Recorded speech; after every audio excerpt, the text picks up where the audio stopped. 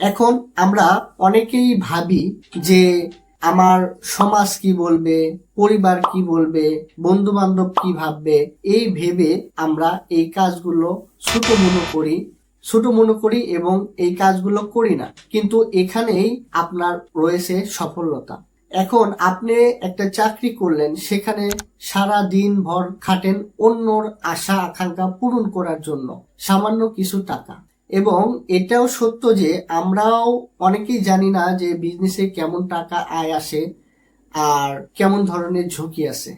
হ্যাঁ, বিজনেসে ঝুঁকি আছে, তবে আমরা যদি সঠিকভাবে করতে পারি এবং সঠিক মনোবল নিয়ে এগোতে পারি, তাহলে এখান থেকে আমরা অবশ্যই সফলতা লাভ করব। তো বন্ধুরা, আহ, আপনি নিজের কি করতে পারেন যদি আপনার মনোবল ভালো থাকে এবং সদ ইচ্ছা থাকে সঠিকভাবে ব্যবসা করবেন, তাহলে আপনি সফল হতে পারবেন। তাছাড়া কখনোই সফল হতে পারবেন না।